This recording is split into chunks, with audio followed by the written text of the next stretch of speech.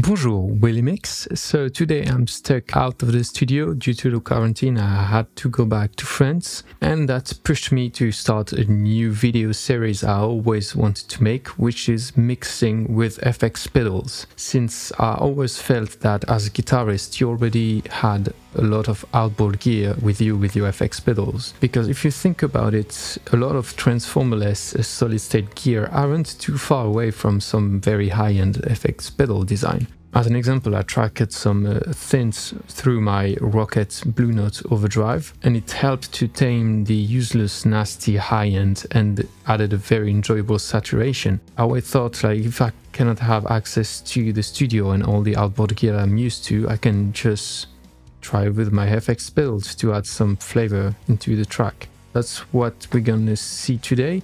This video is just an introduction, so I will just show you the basic workflow that I got during this quarantine and how I use my FX pedal, and some few examples so you can see how it sounds basically. So first, what's very important about this is the signal chain. So it's going from the line out of the interface into the Palmer Daccapo, which is a reamp box, going into the pedals, and then going back into the preamp, but the high impedance line input preamp, because it's very important to have the high impedance on, because it's otherwise it will have an impedance mismatch and may change the sound and may change the audio to noise ratio. Also, which is cool with this preamp, is I got an EQ and a compressor, and I can push it a little bit if I want some tube saturation, but that's another story. You can use it with any interface that got a high impedance switch. Anyway, it's quite easy. So let's start with an example on this organ sound here that you can listen to this. Super simple stuff. The FX change, so I printed the chain 2 times to have it on a stereo track, and I inverted the left and right channel on the second part of it, just for the fun of it, to change it a bit. And the signal chain is Wampler Paisley Overdrive, then going into the DIY delay a friend made for me, which is around 300 milliseconds as it is, going into wonderful vintage Ibanez Pt-909 for that slow phasing and give a little bit of left and right movement, since we're gonna record both mono and combining into stereo. Then going into the Neunaber Wet Reverb, the early version without the tone knob, to give that ambience. So let's hear how it sounds. Pretty subtle, but I can show you quickly.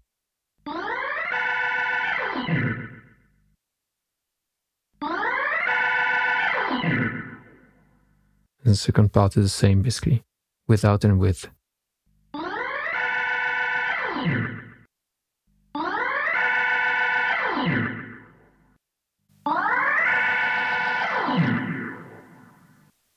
So you see, it helps to give a bit more width to the sound, but I did it another time with another chain on the ending of that organ, and this time I used, I used my buffer. It's on all the time, it's just to compensate for the longer cable. It's useless maybe, but I just use it for when I'm playing live with that pedal board. Anyway, I use the buffer. Then going into the Paisley again, just to shape the tone a little bit, tame the high end, etc. Then going into the Visual Sound Liquid chorus, then into the Ibanez DE-7 echo pedal, which I love, by the way, on vocal. It's very good for that. And going again in the wet pedal, and it sounds like this.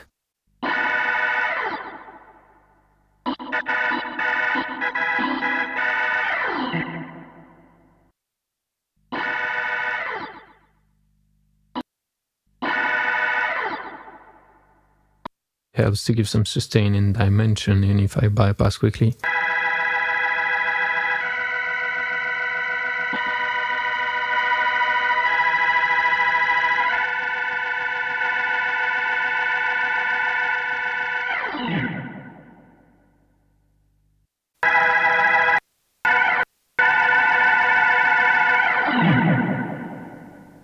It's pretty cool, but nothing fancy, you will say, and I will say yes. And to show you something a bit more meaningful, let's go to the snare track, why not? And on the snare, I used the buffer again and the Paisley Overdrive to push it and to give some drive and add some sustain to the snare, adding some presence also with the knob and the tone knob, which by itself sound pretty bad and sound like this.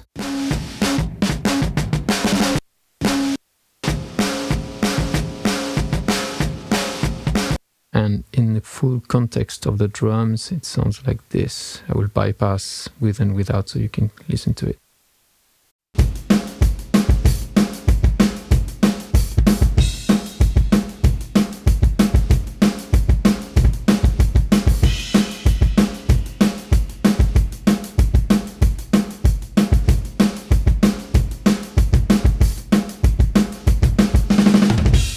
Yeah, very bad MIDI drums anyway. Just to show you that it can really add some ambience and some body to the snare drum. So it's really cool here. And also I used the same kind of deal with the bass, but I get a little bit more crazy. I use the Paisley Overdrive into the N-Audio Firesound Overdrive into the MI Audio Blues Pro in fuzz mode. So it's basically doing that square wave you can see here. It sounds very bad by itself, but it sounds a bit better when it's blended in the track.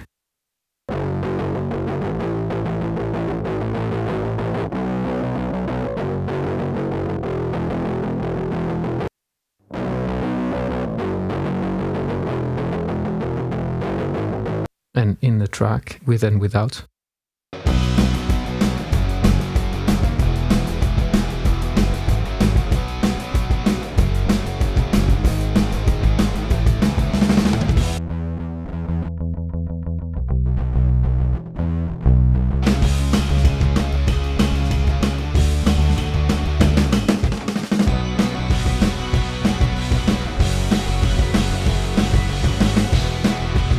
So yeah, it's not mixed at all, it's just everything is rough at the moment. Anyway, it helps the bass a little bit to sit better in the track.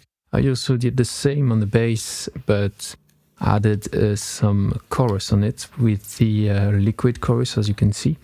And I printed it 2 times and used it in stereo to give some movement, a little bit more movement. It's something that works with that kind of music. It doesn't work all the time to have the bass in stereo like this, although it's very subtle. I will let you listen to it in solo first, with and without.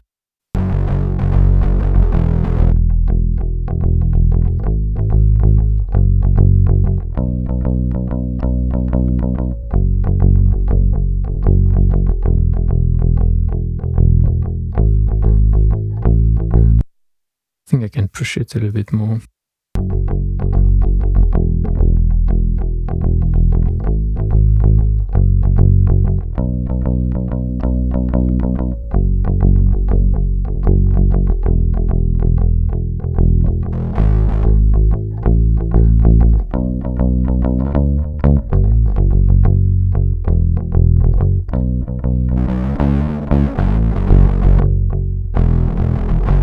In the track.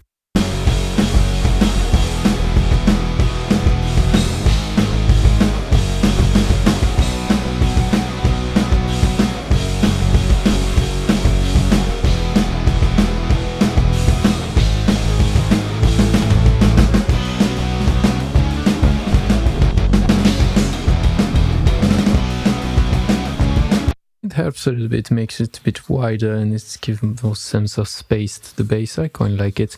It's not something that you have to do on every track. It works better on some indie music, but it's just a very basic music I made in like 10 minutes just to show you how it sounds anyway. The last example is on the kick drum, and this time I used the Rockett Booster Overdrive, or Clean Boost, which is, I have to confess, not the best pedal I got here, but I took it in order to play live, to use it as a clean boost. If I couldn't push the amp to saturation, I use it after the overdrive just for a clean boost, and also it contains the highs and the lows, which is useful. And here I used it because of that, because I pushed to the low end, you can't see it because the knobs are very small, to add some body and some saturation. So it sounds very muffled by itself, but it helps to make it sound a bit fatter.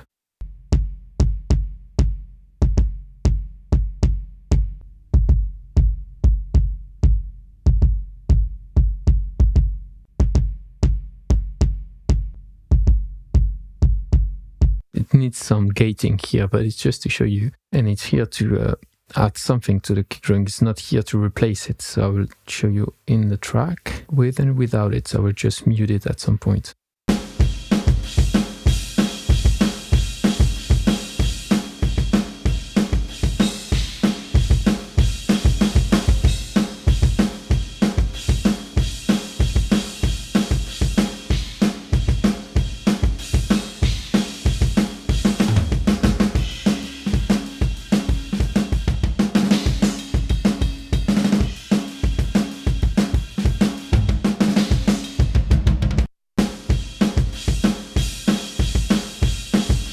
It helps to give the kick drum a little bit more weight. Of course, it's not the best drum sound and it's not the best pedal for this. If I had another pedal with me, but it's not the case. I got some other pedal with EQ and saturation, but not here with me, unfortunately. I also normally like to use the DBX, not the DBX, the Maxon CP9 Plus Pro on kick drums and snare also, because it's got a really nice snap. It's a very nice compressor. It's based around the DBX design, so that's why I said DBX first. I don't have it with me at the moment anyway.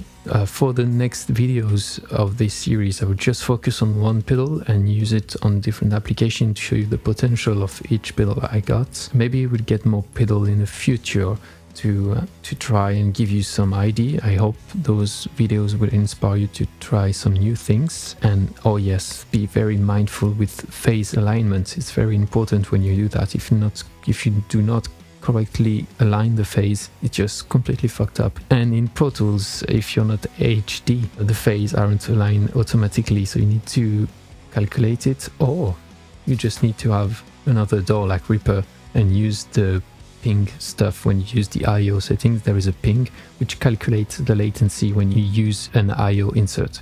So you use that in a same sample rate, same buffer size, just translate this latency to Pro Tools, align the track accordingly with Alt-H like this. And for me, it's like 119 samples earlier. Click OK and bam, sample aligned. Don't need to buy Pro Tools HD or to zoom like crazy to have it. Especially when you go to saturation, it's very hard to see if it starts at the same time anyway, because it's a lot louder, make it really difficult. Anyway, that was my video. Hope it will inspire you, and see you next time for the next video about mixing with FX pedal. Have fun. Bye. Au revoir.